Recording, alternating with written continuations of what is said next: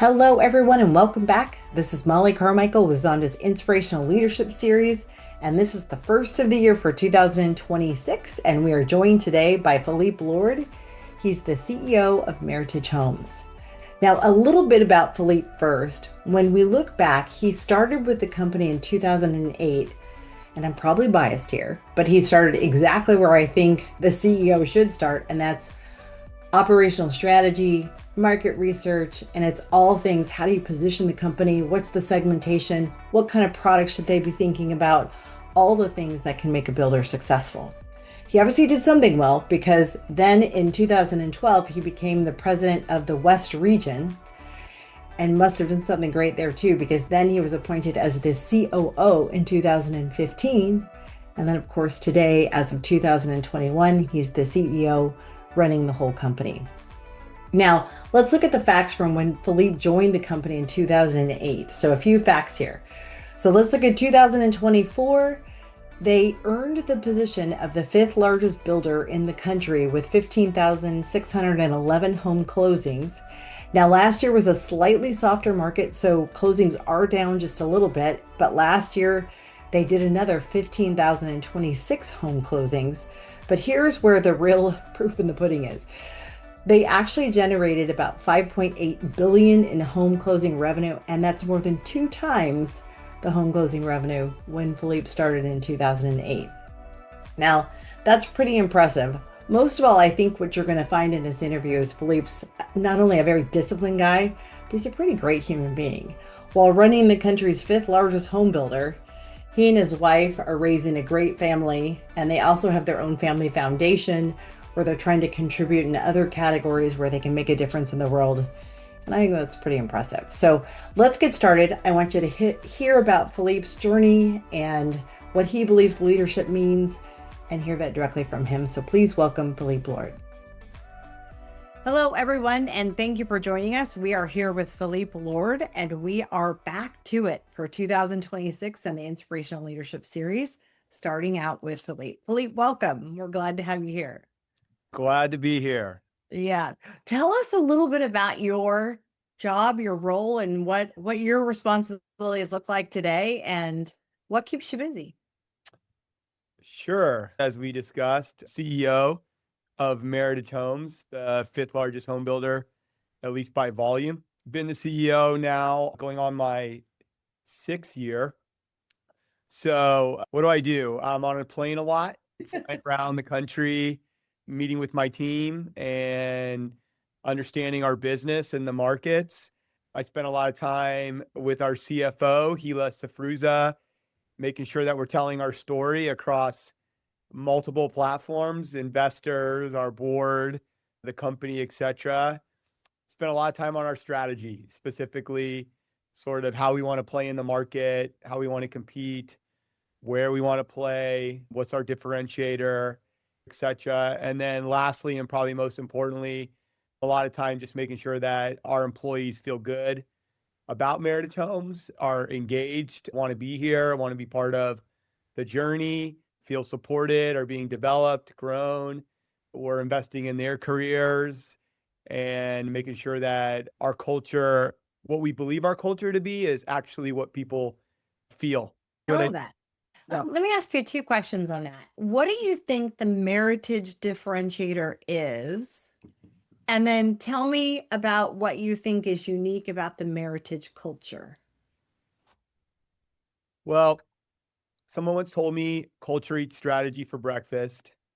And that's very true. But I would say it's even more true in home building than anywhere else, because at the end of the day, your competitive advantage and your differentiator are your people.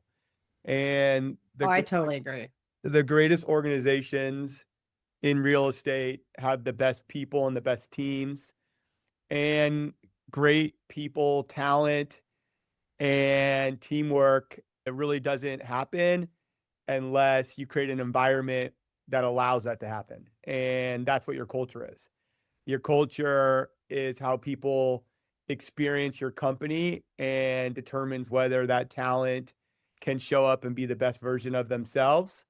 And then you can connect all that talent via teamwork to generate great outcomes for your organization. I love that. I think, and that's why we're here, honestly, to talk about that. What about the differentiator for Meritage? Yeah, I think they're one and the same. We try to differentiate through our strategy, how we compete in the market, our product, our locations, sort of our process, sales and marketing. But at the end of the day, the number one differentiator is the people doing the work and going out and actually doing what we just described, executing on all that. And you can ask any home building executive in this company and you ask them where they're doing the best. And usually it's where they have the best people. The market matters, but usually it's where they have the best people. I totally agree. So on that note, that's what I really want to talk about and sort of how you got to where you're at today. Let's go back a little bit. And I always like to hear your story. I don't know why I picked the age 8, but going back to when you were growing up, tell me a little bit about that, Phillippe, as you grew up, school, sports, that kind of stuff. Was there someone in a leadership role for you that was a mentor or an inspirational leader that you think impacted where you're at today? Well, 8 years old, Phillippe was living in Colorado at 8. I think I was still trying to figure out, you know, a lot of things, As we all were. probably like arithmetic and grammar. But I grew up in a really big family. We were probably an expanded family before they had expanded families.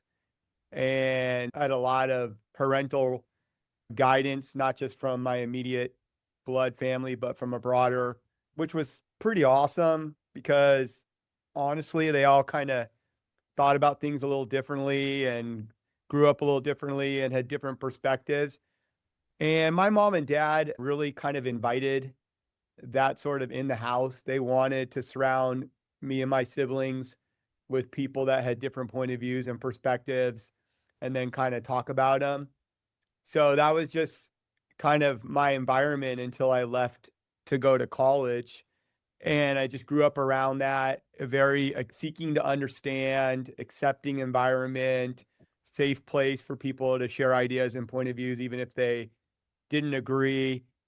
And, I think my mom was the one who really set the tone on that. She's 80 years old, super inquisitive, super curious.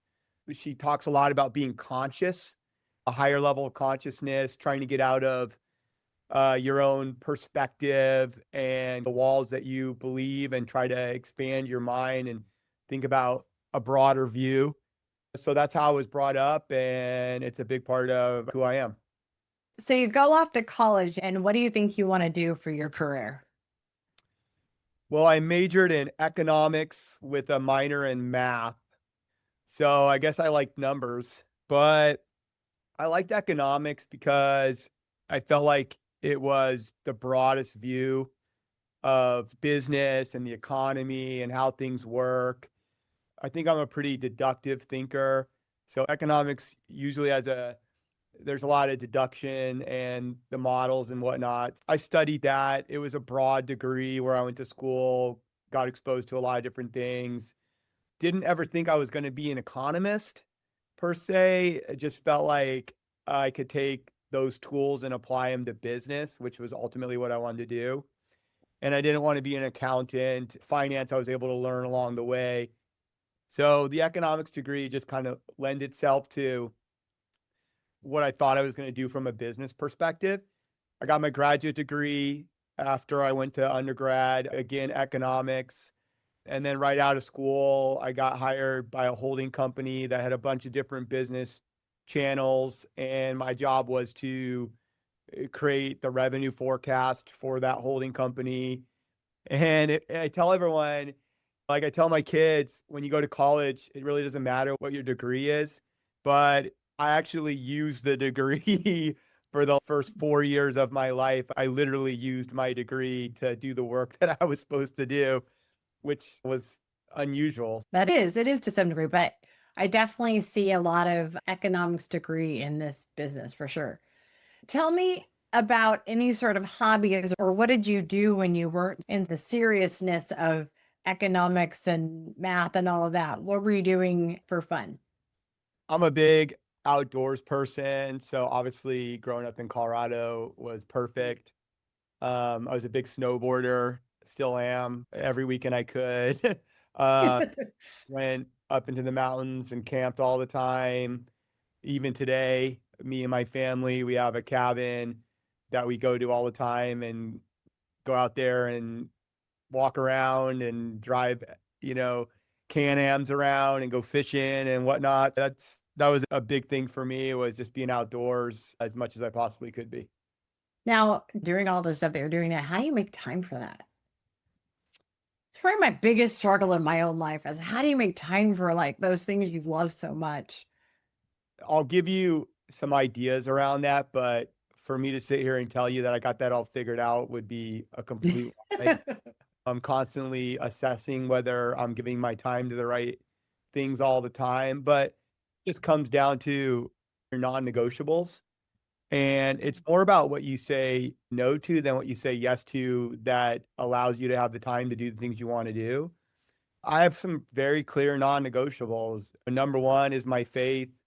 Number two is being a great husband, a great father, a great son, a great brother. And those two things take priority over everything else. And then I figure out the rest. That's probably So, one of the best answers I've ever heard. so I recently, it's kind of funny. Me and my wife have a foundation we created like 10 years ago, and I started putting a bunch of money in there.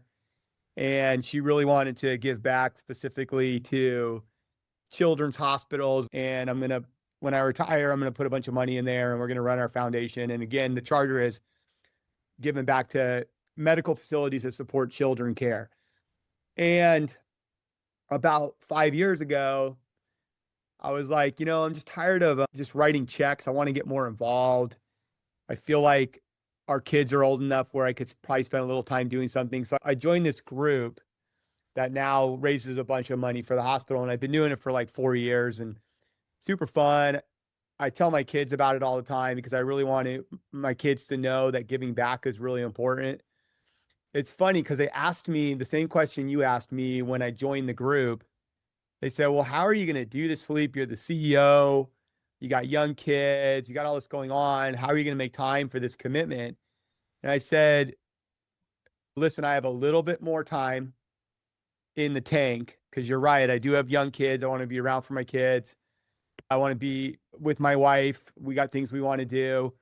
I'm running a company. It's a lot of responsibility, but I have a little bit more to give. And this is what I want to give it to. This is what's going to matter.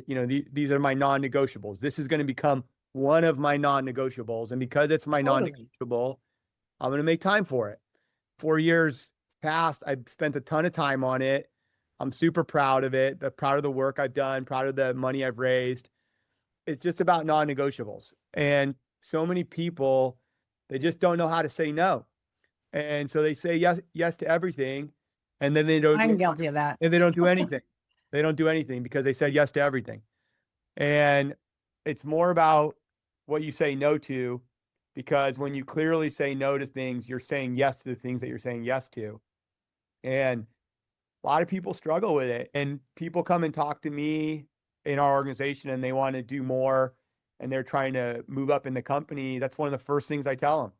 I go, well, what are your non-negotiables? Because you don't have time for everything. So you got to make time for the things that are important. And then the rest of it is negotiable. I agree. So it's just about making sure you know where you want to spend your time. And then I think as long as you make sure you're spending time there, you can kind of figure out the rest. Luckily, I'm able to do that and then do my job. And then there's a little extra time for me to be outdoors. And that's what I spend my discretionary time doing. So let's talk career. So 4 years, you're forecasting, looking at a bunch of different markets, you're helping to place, purchase, all that kind of stuff.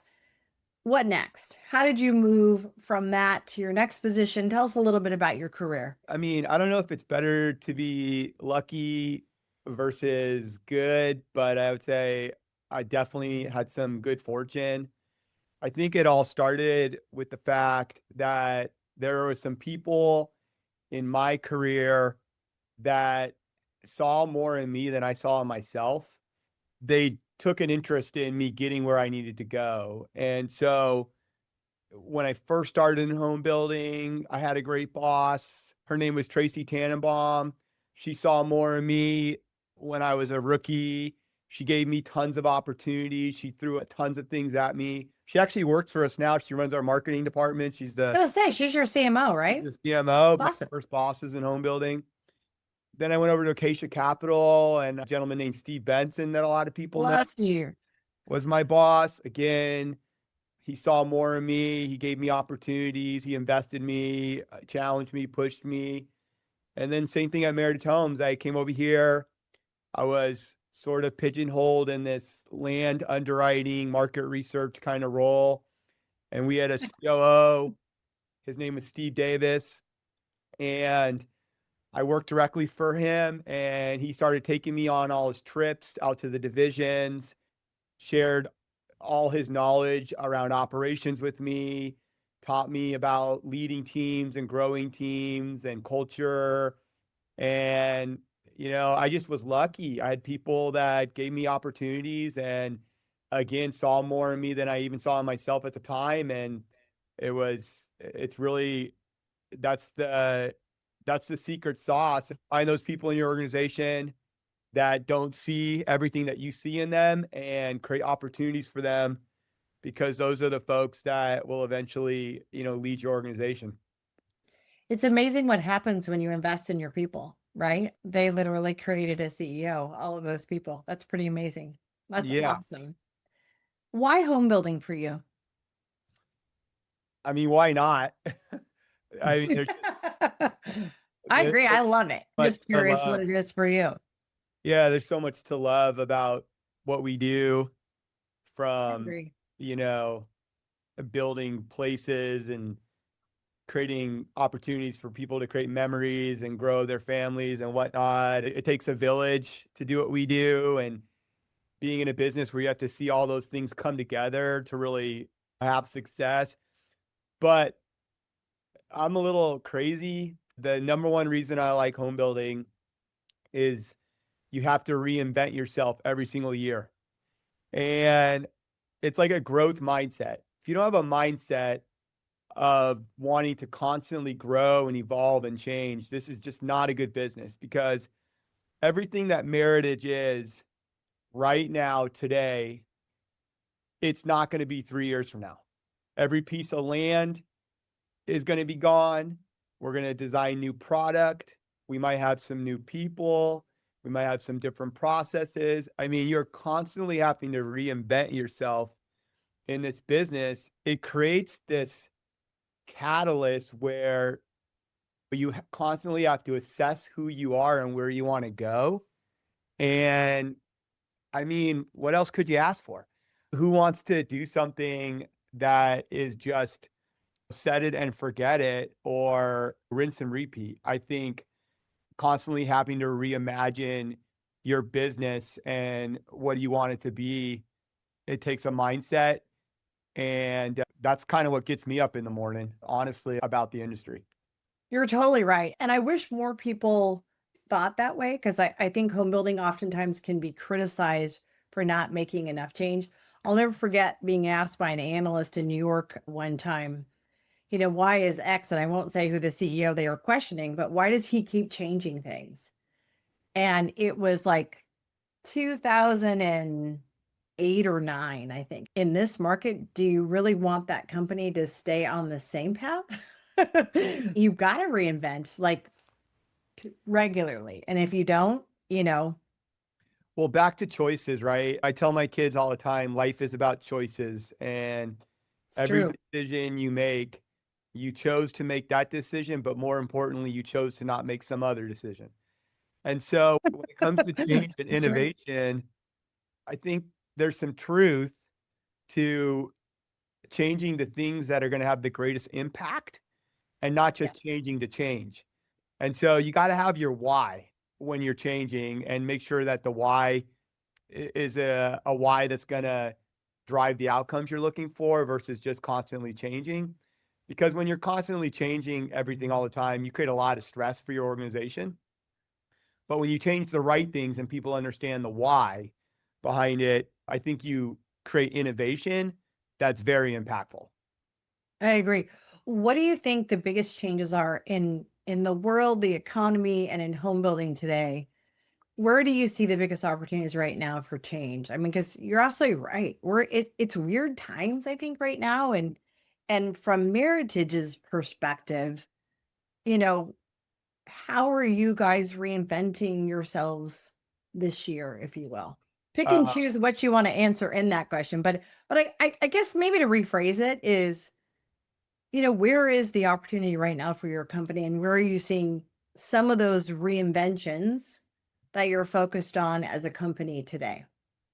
well, we have a real clear strategy at Meritage Homes. We're focused on providing affordable, high value product to first time home buyers and first move up buyers. So, very much thinking about the opportunity as one around affordability, quality, and value.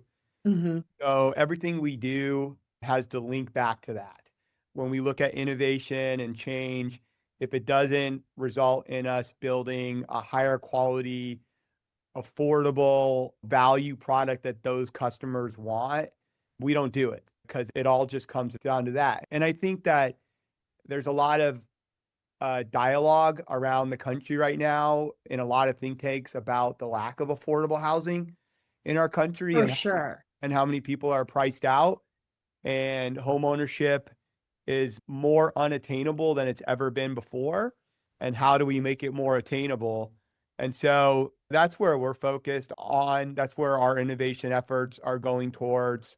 I think there's a lot of opportunity to continue to remove costs out of the home that customers don't value and put the things in the homes that the customers do value and make those trade-offs and do them in the right way and make sure that it doesn't result in a higher cost home. I think there's lots of other opportunities out there as well to innovate. And I think the last thing too is we're really hyper focused on trust and certainty. I just feel like the world is on a path where customers aren't looking to engage with products that don't deliver on sort of that trust, transparency, and certainty. I agree. They're generally risk adverse. And I think the way you give people confidence in what they're buying, especially when it's the biggest decision they'll ever make for their family when it comes to purchasing something, creating that transparency, trust, and certainty so they have confidence in their decision. There's a lot of opportunity there. It's not all about the product. It's not all about the locations. Some of it's about your channels, how you're marketing your product, how you're selling your product. So we're really hyper focused on kind of affordability and certainty. The number one reason you'll lose a sale in the new home world to the resale market is exactly that. And it's transparency and really understanding what that choice is. And so you're absolutely 100% right. Mind boggling is that? How I mind know. boggling is that statement that Right. home buyers actually believe buying a used home feels more certain and transparent than buying a brand new home, energy efficiency, warranted, built to the way you want it, insurable, out of the floodplains. I mean, the delta between the value proposition between buying a new home and a used home today is the widest it's ever been because of all these factors. Yet people still convince themselves that buying a used home is a better opportunity and option for their family. That is just Well, insane. think about it too. In most markets, Philippe, 85% of the transactions are a used home. You're absolutely Yeah, and right. we are in a moment of time where that can change in a meaningful way. Again, because I Agreed. think buying a new home is so much more valuable than buying a used home today. But there's things that we all need to do differently to close the gap. It's not all about just the value proposition. It's how we're selling, et cetera, et cetera. There's lots of ways that you can influence that decision so that families stop making such a bad decision for their families. Agreed. No, I totally agree with you. Let's do I want to touch on a few personal things with you. So if you're not working today and you aren't out at a cabin or whatever, what do you do for fun? Anything that is not inside the cabin. We're hiking, we're fishing, we're snowboarding, camping. We don't hunt. We're not big hunters, so we're doing all the other stuff. We go to San Diego every summer in July, That's kind of fun. and my kids are big surfers. How old are your kids now? I got a sophomore in high school and an eighth grader. So Well, those are great ages. 15 about to be 16 and 14 about to be 30. Yeah, I know. I was going to say they're now at those ages where they're challenging you on a daily basis, right? Yeah, boy, girl. So different challenges. That's kind of fun. Well, let me ask you this. Favorite movie? Favorite movie? Oh, goodness. I mean, I probably The Godfather. Favorite book? Favorite book, Speed of Trust. Why? I Talks don't know. about how your ultimate currency is trust. And when you have true trust in a relationship, through organizations, whatever, those companies make decisions way faster. No, there's no perception of an ulterior motive or misalignment. And so at the end of the day, as leaders, the number one thing we're trying to do, creating our organizations, is trust.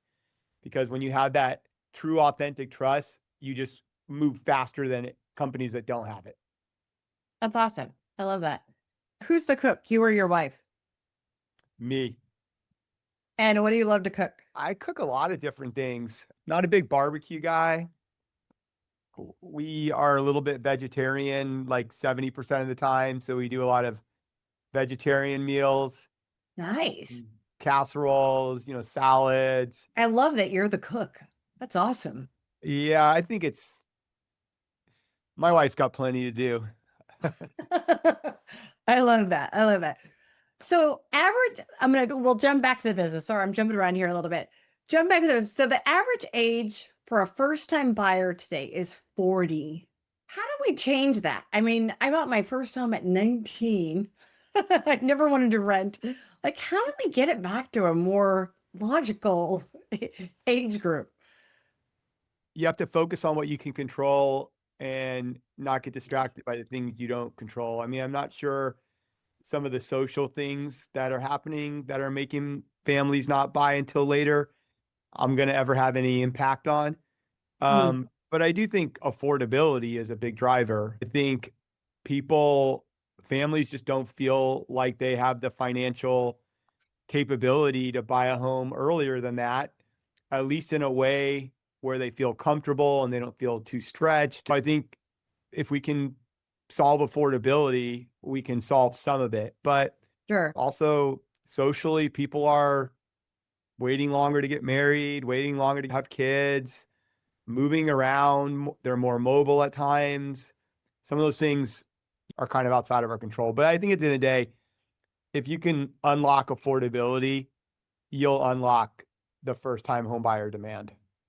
How much of it do you think is education too? Just like teaching or providing vehicles about how you really can do it. I mean, I think it feels like such an overwhelming thing for a first-time buyer. How much of it's education, or do you think that's a component? No, I think that's a component, but where are they getting their education? And I think that's the piece you have to influence. A lot of them are educating themselves via social media, and I'm not sure there's enough on social media that's providing necessarily the narrative that we all agree on buying a home earlier and building your future and whatnot. I think it's a negative narrative, and that's the challenge as it relates to home ownership for this younger profile. And I think if we could educate more with the tools to say you really can buy a home. I think the other part to it too is it's also what their expectations are when they buy that first home. Like, just get in the game. Like, buy small if you have to buy small, but get in the game.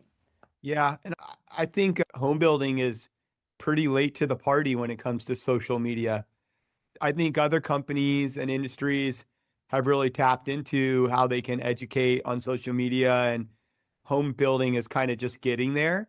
I think there's probably a lot of opportunity to put out content and create a different narrative out there on social media.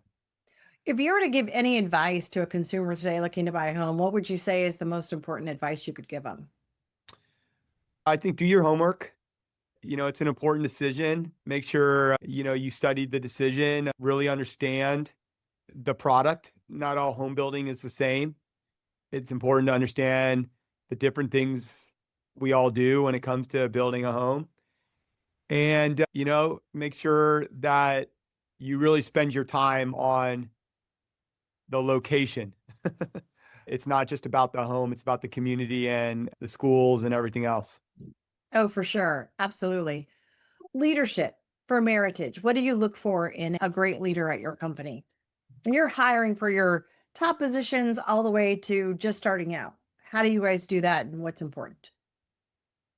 Well, if you're in a leadership position, as we define it, you're leading people. So if you're not leading through people and, the way you lead isn't defined through servant leadership and recognizing that the people doing the work are the ones that probably know the most about the work and therefore should inform decisions that have to do with the work, Sure. and you're probably not the leader for us. We're big around sort of the upside down pyramid.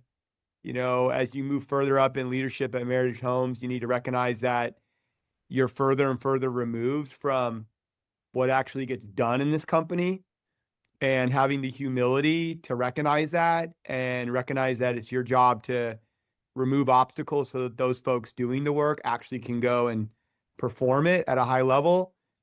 That's really for me what leadership's all about. So it's a little bit of letting go to some degree.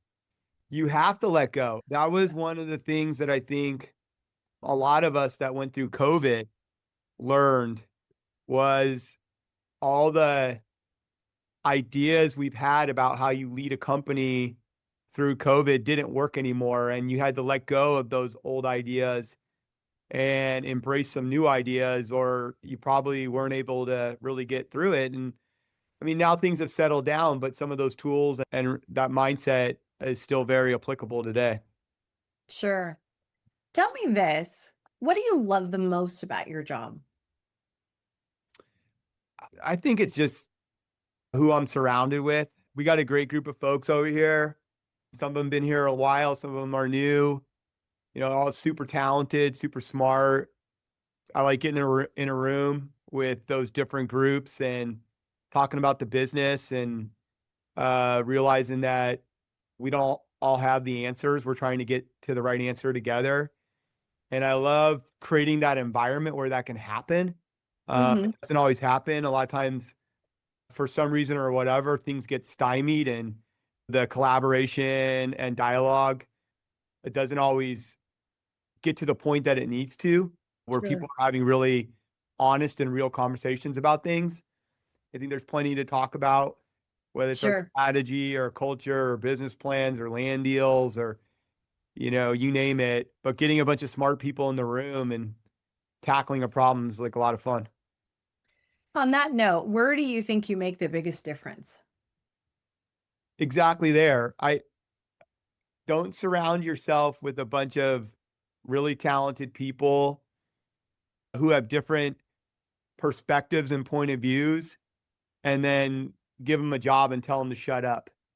If you're going to invite a bunch of smart people, surround yourself with a bunch of smart people that look at the world differently.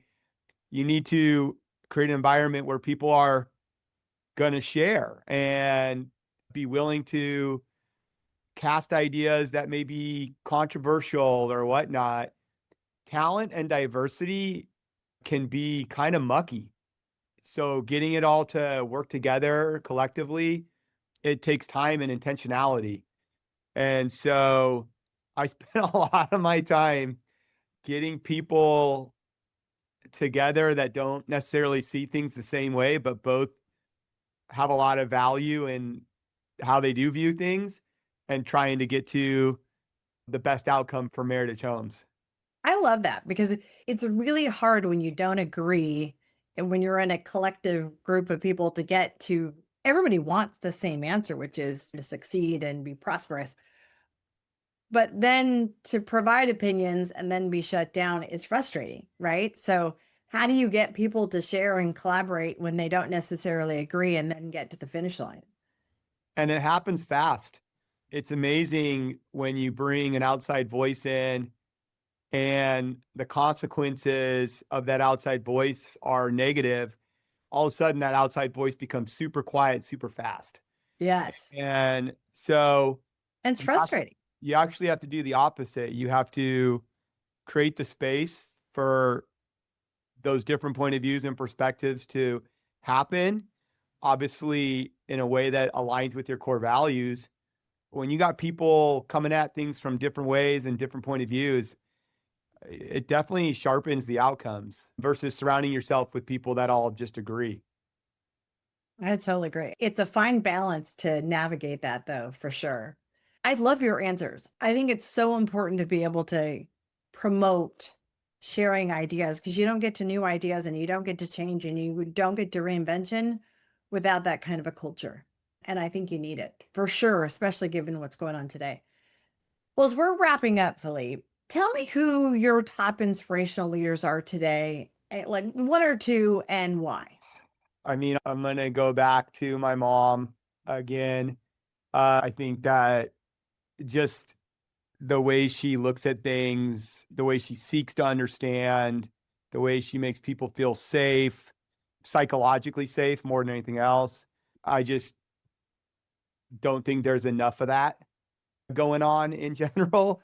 I Yeah. try to model that behavior a lot. And look, our chairman, Steve Hilton, he's been an inspiration to me. He founded the company. He treats this company like it's the first lot and home he built. And, in some ways, you can look at that and kind of say, well, that's not going to work today. But in other ways, you can look at it and say, someone who cares as much as he does and has as much passion as he does, there's not enough of that. I think there's a lot of people out there that don't wake up in the morning caring about what the outcomes are going to be for their organization as much as they should and aren't as passionate about it. You can't replace that. Whenever you meet somebody who doesn't have that passion and doesn't care that much, it feels lacking. I love people that have a lot of passion about what they do and what they care about. And I don't know if you've ever met Steve, but he has a lot of passion. How involved is Steve today? I haven't seen him actually in a really long time. Little, he's involved in the right things, but not involved very much. I'm super proud of him. I never met someone who worked as hard as he did. And I thought when he decided to retire, I thought it was going to be really hard for him to go and enjoy his life. And Sure. so many people who have retired and they didn't enjoy their life like they should. They couldn't let go. And he's let go. He's fishing all the time. He's built some beautiful houses. He's reconnected with his family. That's So awesome. yeah, he's done it. He's doing great. He stays involved where he needs to. He's a huge resource to me and the management team here. But he also stayed out of our way, let us do what we need to do, and enjoyed his retirement, which I think is something that not enough people do. And as a wrap up to our interview, Philippe, I can't think of anything more inspirational than what we do is all about home and family and getting and connecting and all of that stuff, which it sounds like Steve's had the chance to reconnect and do all that stuff. It sounds like you're finding those little moments in your own life to do that as well. And I can't thank you enough for doing this interview. I'd love to ask the question, but some people get thrown by this one, which is biggest thing you regret. Do you have one? There's this book called The Portrait of Dorian Gray. Have you ever read that book? It's about the guy who's super vain and he kind of sells his soul to stay young and beautiful his whole life. But then he has this mirror that shows him how old he's really getting. It's a great book. It's a classic. It's called The Portrait of Dorian Gray. It's a phenomenal book. It take you Oh, I'll read it. a week to write. It's a classic. It's a classic. It was written a long time ago.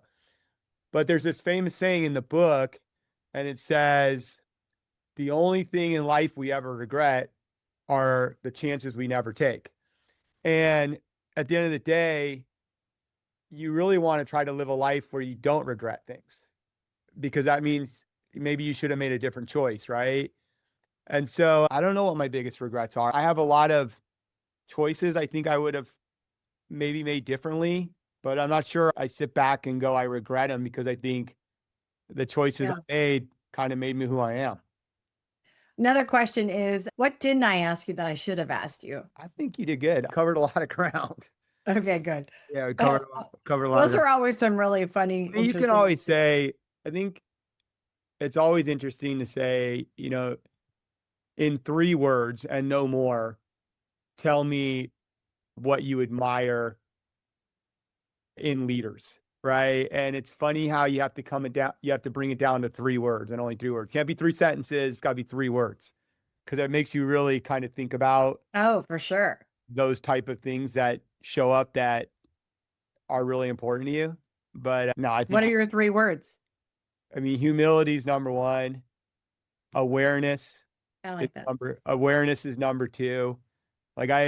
When someone walks into a room and they're just not aware of what's going on in a room, I'm just like, goodness gracious. And then empathy. I like that. Those are like the 3 biggest ones for me. Loved your answers. I'm excited to see where you guys go. You guys are obviously doing great things, but I really appreciate it. Thank you. You're very welcome. I appreciate it as well. Thank you again for joining us. This is Mollie Carmichael, and I hope you enjoyed this series. Please hit like if you like today's broadcast, and subscribe if you'd like to hear more from the best and the brightest in our industry. Take care, everyone, and I hope you join us again next time.